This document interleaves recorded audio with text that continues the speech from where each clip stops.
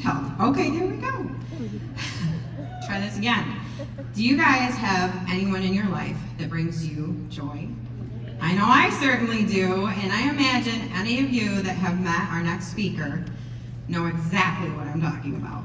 Today, I have the honor of bringing you all a little more joy, as this extraordinary woman often does for myself and for her entire team and all of you. Her story in its entirety is not usually one that's shared, as she is more often prone to making us laugh and spreading a joy that only she can. Please join me in welcoming my work wifey, therapist, and vice president sales leader, Joy Gardner. Get ready to ride this roller coaster.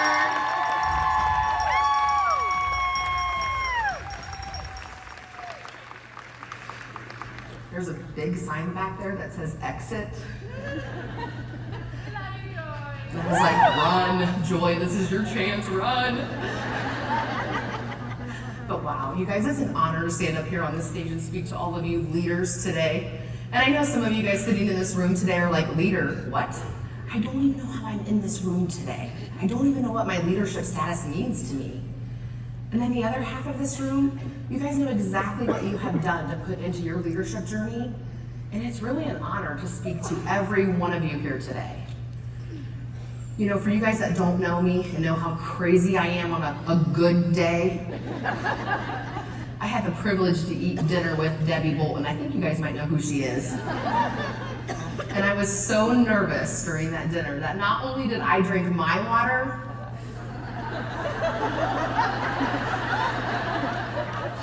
Debbie's water was really good too. I can't even make this stuff up. This past year I was at my daughter's awards banquet, and it was a beautiful night. I don't know if you have children who have awards banquets. Lots of awards, lots of great presentations. And at the end of the night, lots of great one-on-one conversations with people as I was planting those Norwex seeds, of course.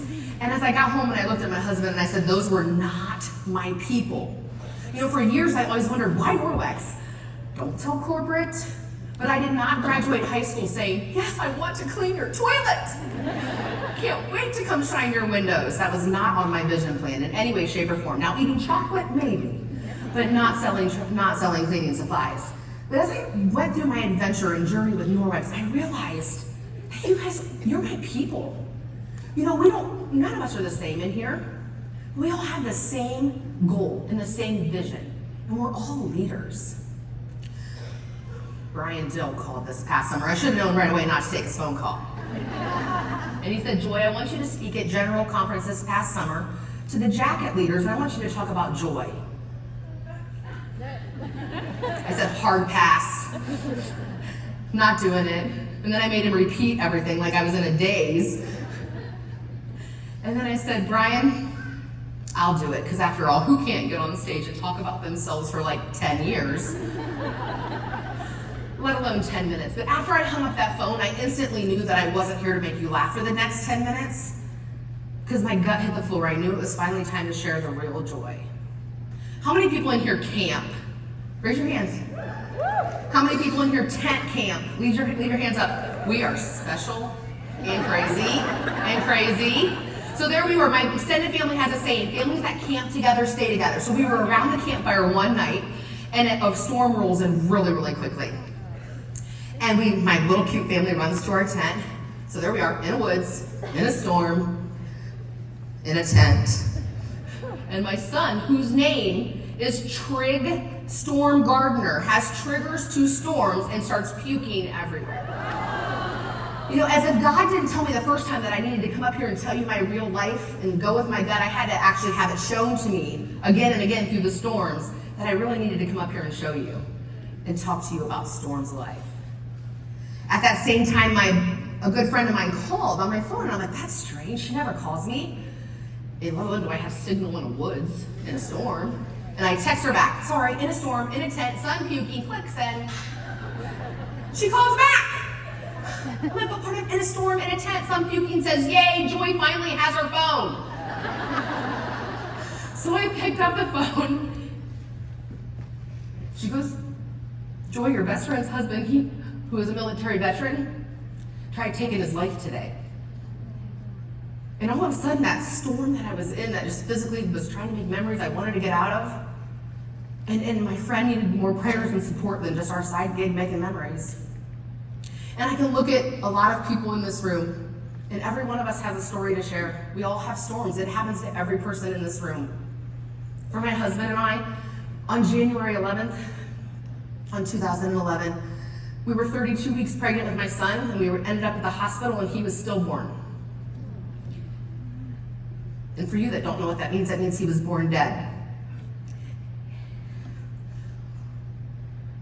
And after all that was over, and it was time for me to leave the hospital, I could walk perfectly fine, but they made me get into a wheelchair, and they wheeled me to the curb of the hospital as Mr. Wonderful, my husband, he's amazing. He went and got the car. And as I sat on that curb, nobody stopped. As I was waiting, I'm like, nobody stopped. Nobody knew the pain I was in. Nobody knew the confusion and the hurt. What is going on? And I told myself at that very moment, Joy, you have a choice today to make.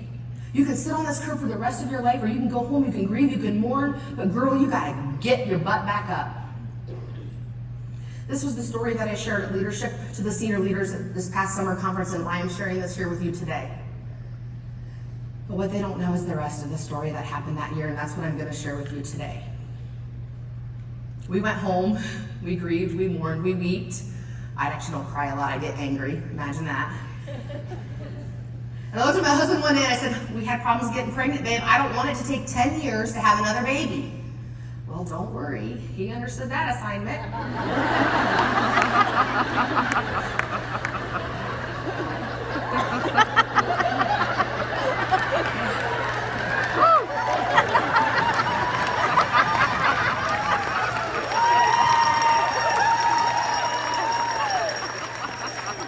Listen, he's Mr. Wonderful for a reason. He is my rock. I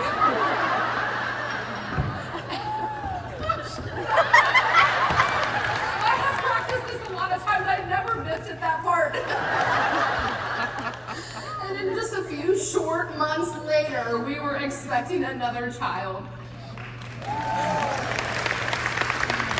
And on Sunday, December 18th, 2011, 36 weeks pregnant, I woke up, I was extremely sick. So I called my husband on the phone, or I called my sister, on the phone. I said, Amy, I'm super sick. She said, Joy, go to the hospital. The least thing that they're gonna do is tell you that you're okay, and then they're gonna just send you on your way home, and just go. You know, like with everything that's happened in the past, just go. So I thought, she's right. Honey, let's go. We drove the 45 minutes north to the hospital that we go to. They checked me out in the little triage room, and they said, Joy, you're fine. We're gonna send you home, but it's our policy to monitor the baby for 20 minutes. But don't worry, everything looks good. We're gonna send you home. Mind you, this was Sunday, December 18th. Remember that Sunday part. So I turned to my husband and I said, honey, sorry for the drama, a little bit of trauma from the past, probably triggered me to be nervous. But I said, I'm glad everything's okay. But I said, since we're all the way up here, will you please just take me to Chick-fil-A?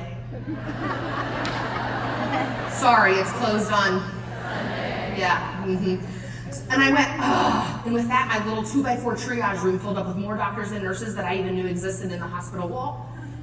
And I was being rushed back into an emergency C-section because the little guy inside of me had tanked. And I don't know about you guys, I've had quite a few C-sections, but I have one goal when I go in there, and that is, Joy, breathe, don't smell. Breathe, don't smell. The welding shot that happened on your body. Nobody wants to smell that.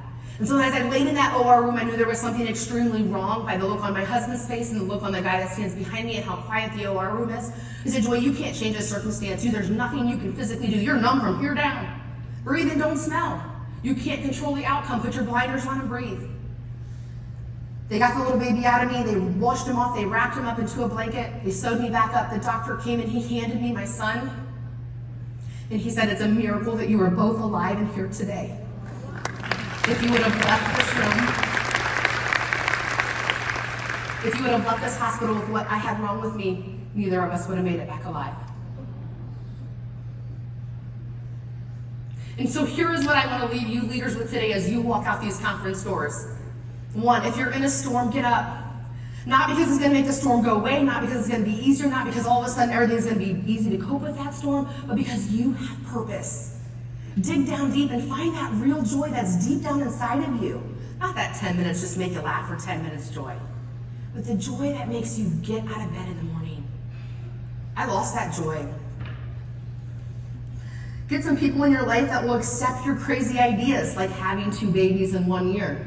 My husband still brags about that on our insurance plan. I wouldn't recommend it. But as a leader, and as some of you new leaders, you're gonna have to make some bold and crazy moves in your business to make you grow and your team grow. So get those people beside you that are like, yeah, let's do this. And get people like my sister that are gonna tell you that you're okay. And you know what, will you guys do me a favor? Will you look to the person beside you right now and tell them they're doing okay?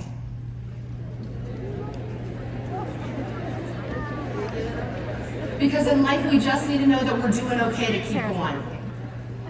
And if you're in this room today and you're already at a good spot mentally and you're ready to rock your business, what is stopping you from leveling up? I'm not on this stage today because I'm the best in this room. I'm on this stage today because I refuse to quit.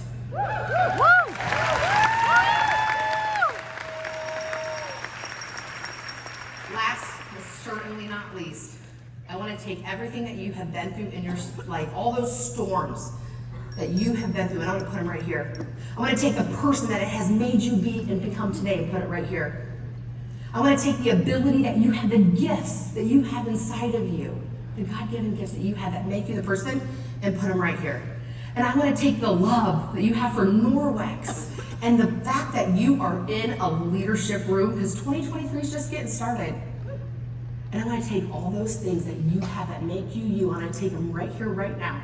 And I'm going to wash them off, and I'm going to wrap it up, hand it right back to you, because it's a miracle that you're sitting in this room today. Thank you.